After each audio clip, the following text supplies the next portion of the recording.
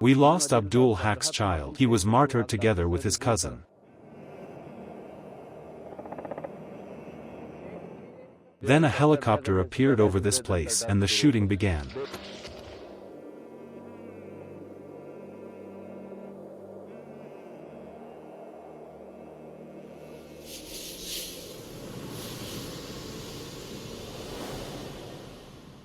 Burnt Valley. Nuristan, a beautiful province hidden within the mysteries, where cascading waterfalls flow from the stony chests of the mountains and tall trees make the embrace of nature even greener. This breathtaking land is not only considered the home of natural beauty, but it also amazes the world, attracting tourists from every corner who come to witness the wonders of divine creation. However, during the 20-year occupation, even this beauty was scarred by the flames of gunpowder, and the cries of innocent children echoed through its valleys. The pure air of this beautiful land was darkened by the smoke of bombs, under the constant surveillance of invading aircraft. Even today, the marks of that brutality, oppression, and deep wounds remain alive on its chest. Through nightly raids and blind bombings by the occupiers, such atrocities and cruelties were committed that history has rarely witnessed. Every village, every home, and every individual carries with them painful stories of suffering, destruction, and tragedy caused by those 2 decades of occupation. Many mothers wiped the blood-soaked faces of their martyred sons with the corners of their veils. Many elderly fathers shouldered the coffins of their beloved. Many brides shed unforgettable tears of grief and mourning under their scarlet shawls. In 1390-2011, one day in the village of Murdesh in Kamdesh district, people were busy with their daily lives. The golden rays of the afternoon sun spread across the land. Children played happily among the dense trees, their laughter echoing. Young men were engaged in games, while elders sat on the mosque's veranda, watching the joy of the youth and children. Smoke from clay ovens rose above the homes, completing the sweet and simple picture of natural life. As the sun neared the horizon, it drew back its golden beams. The northern wind whispered through the trees. After the evening prayer, everyone headed home. Stars appeared in the sky one by one, and as the night deepened, the villagers fell into peaceful sleep. Suddenly, the heavy roar of helicopters in the sky and the rumbling of military vehicles on the ground shattered the tranquility, waking the villagers in fear and trembling. The entire village was surrounded. Children, terrified, clung tightly to their mothers. Men and women alike were panicked, not knowing what was happening. When the claws of horror gripped them, the raid was carried out under the pale light of the moon, which shone faintly on the mud walls of the village houses. The innocent villagers, desperate to save their lives, either stayed hidden inside their homes or fled outside in search of safety. Among them, several members of Muhammad Saleh's family also tried to escape, hoping to find refuge in a safe place. But they fell prey to the invaders' attack, finding no chance of survival. Their sleepy eyes were met with the blinding flashes of enemy gunfire. The raid began in the village.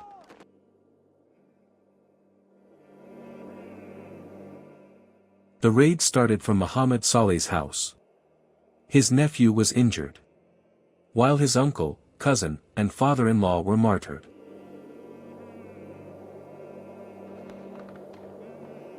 The terrifying sound of helicopters spread fear throughout the village. The occupiers stormed into Habibullah's house, breaking down its doors. The household property was looted and plundered by the invaders. Habibullah, along with many other villagers, was taken away with his hands tied. He only returned to the village after many of his fellow villagers had already been martyred.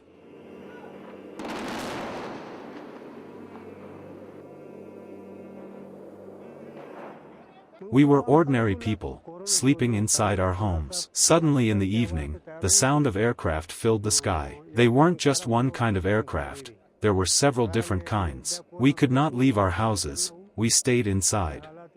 In those moments, they began firing all around us.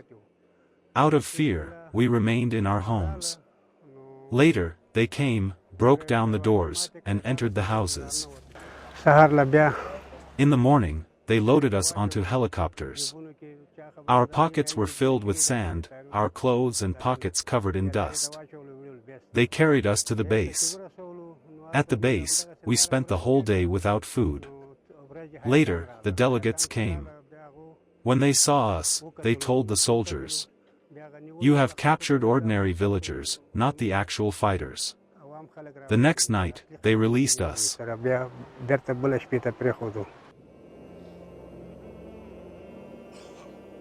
The lives of the people of Murdesh Valley were tied to daily bombings and nightly raids. Muhammad Ayub is one of the villagers who, during one such raid, narrowly escaped death. But that same night, many of his fellow villagers fell into the eternal sleep of martyrdom. According to him, the invaders did not only show no mercy to humans during their raids, but they also shot and killed many animals.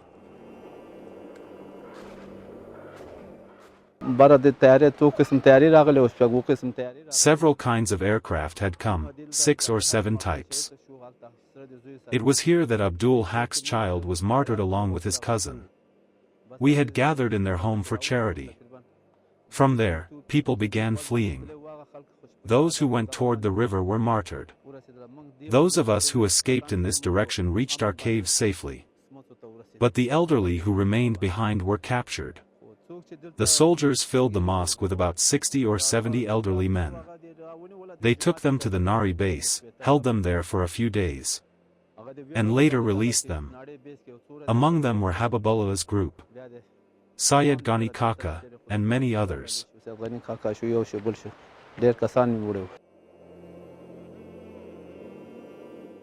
Yehya is another resident of the area, whose face still carries the painful memories of those nights of terror.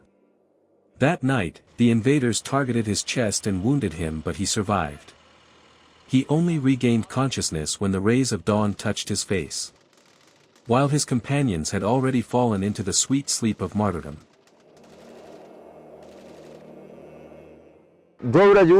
Two days after we had moved into a new house, my grandfather had been staying there. I came and saw that the young men had gathered. When I checked the hujra, guest house, our companions were no longer there.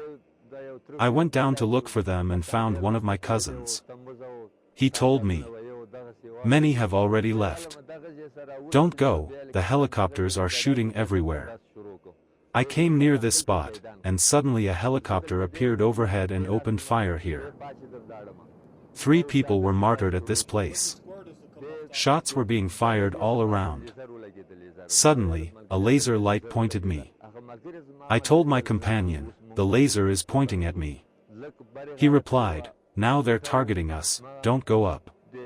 We climbed higher toward a small shelter. From there, we saw 2 helicopters descending from the river valley. In that moment, a flare of light struck here and hit my leg.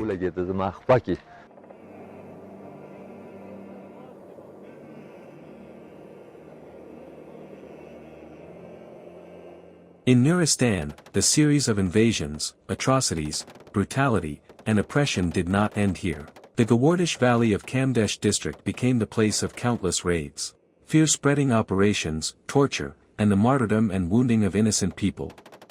The occupiers had built large bases in the foothills of this beautiful valley, from where they would launch drone strikes and mortar attacks on the innocent residents from time to time. In 1386-2007, a group of villagers was traveling in a vehicle towards the market when they suddenly came under mortar attack. Villagers, who were on their way to the bazaar, were torn into pieces, and their flesh clung to the metal of the vehicle. Some were so disfigured that they could no longer be identified. Early in the morning, around 7:30 o'clock, we left Gawardish in a white double-cabin vehicle. It was carrying almost 27 passengers, men, women, and children. Some were traveling to Berkat for medical treatment, some for trade. It is about half an hour's journey from here to Gawardish Bridge. As we reached the barren plain, what in Pashto we call Spira Dag, and in our language Lari Pit, the Americans were already there, around 150 soldiers. When we entered this area, they fired on our vehicle. A mortar shell landed, and though at first we didn't notice its impact, it struck the middle of the vehicle. 17 passengers were martyred, 11 others wounded, including women, men, and children. People in the lower villages heard what happened. Those from Berkat came, lifted the bodies, and carried them to our village for burial. All the victims were residents of Gawardish. The people of this region were so oppressed and terrorized by these attacks that they could not even hold gatherings in the open air, neither for celebrations nor for funerals or memorial services. Abdul Rashid, a resident of the area, had a family member who was on his way to attend a condolence ceremony for another villager. On the way, he fell victim to a drone strike. Lying on the road, he drew his last breaths in front of his family members, surrendering his soul to death before in front of their eyes. Here, Western forces carried out a drone strike. One of my cousins had come here from a condolence ceremony. He was hit in this very place and martyred. Other ordinary people were also present here, some were women, others were children. There was a horse here, tied to a tree.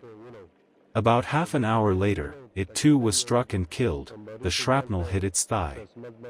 The bombardment also struck a large cave nearby. One of our sisters was killed there.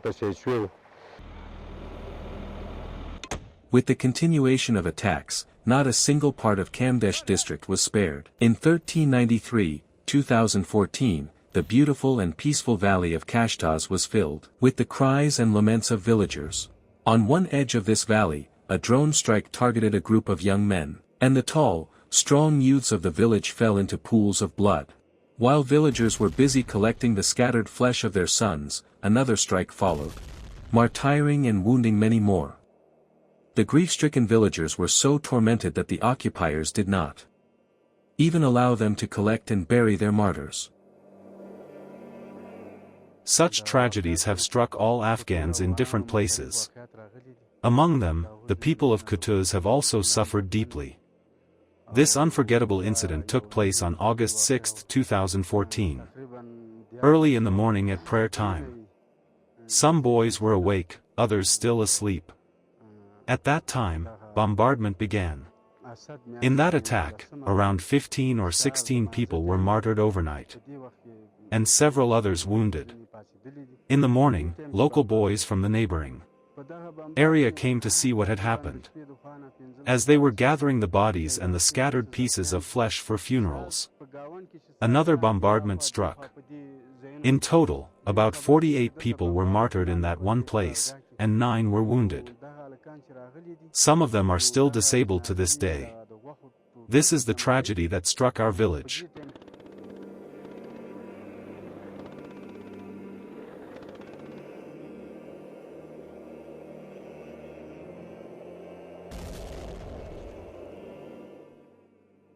Kamu Valley, nestled in the beautiful embrace of nature and at the foot of the mountains, also could not remain in peace from the terror of the invaders. Its towering mountains, tall plane trees, and villagers' homes were bombarded. Abdul Khalik, a resident of this valley, tells the story of his sons' martyrdom along with other villagers. Even today, the bitter fate of his martyred son weighs heavily upon him. The courtyard of his heart remains shattered, just like the ruins left behind in this valley as a result of the attacks. My son was martyred during an American raid. When the raid began, we fled, hiding near the river. The bombardment was so intense, aircraft circling above, bombs falling, that no one could even step outside. The entire village was under siege. I was with my son when he was hit. The bomb struck his head in this very spot. 2 were killed instantly here, 2 more there, 4 others over there. Even the small children of my household came under fire. Jets kept circling overhead. No one could move outside. We were forced to bury our martyred child with our own hands in that place.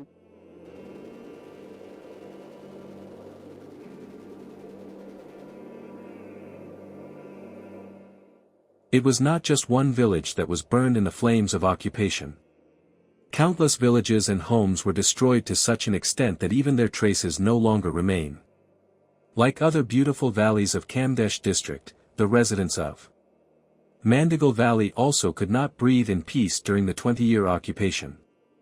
Their joys were stolen, leaving behind only deep sorrows. From fear of raids and attacks, their lives were divided between fleeing to the mountains or hiding in their homes, a tragic story heading only toward greater calamities. The entire village was surrounded. Americans stood all around. Around 1:45 after midnight, the firing began. I went to the road and asked what was happening. The translator, who knew me, told me, "Go back to your home, don't come out. The village is under operation and surrounded." I went back, not to my home but near the mosque. And there I heard that people had been martyred. 2 were taken alive.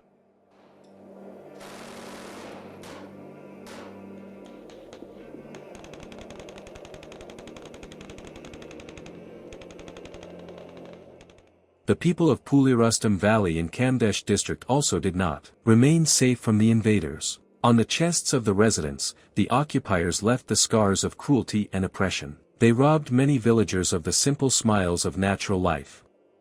From fear of raids, the people could not even find peace in mosques while bowing in prayer. Nor could children feel safe while studying in madrasas, religious schools.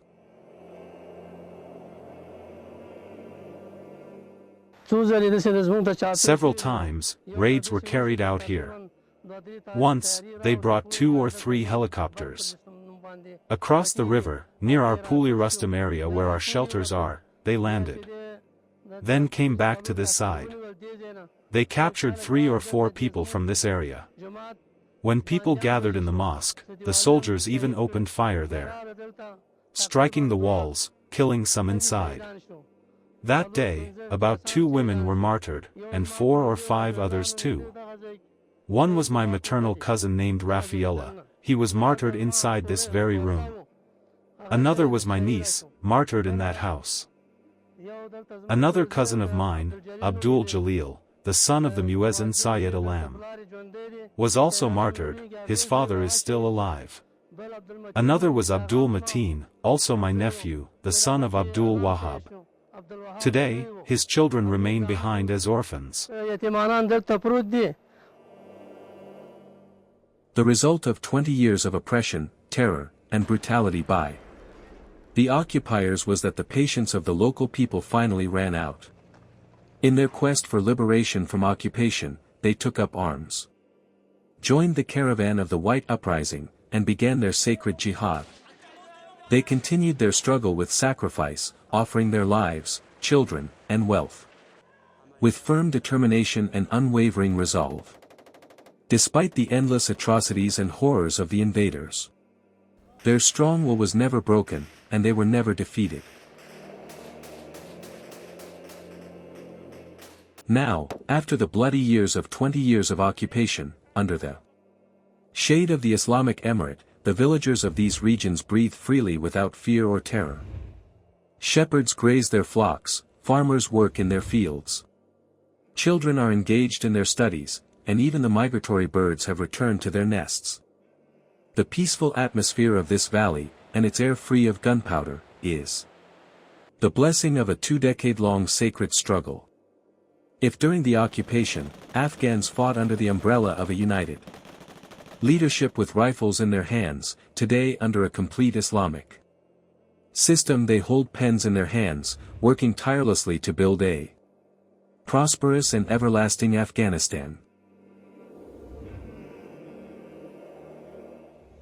As a national, independent, and dedicated media outlet, we reflect the voice of the people, and present the atrocities, horrors, and crimes committed during the 20-year occupation of Afghanistan, to both citizens and the international community in a documentary format.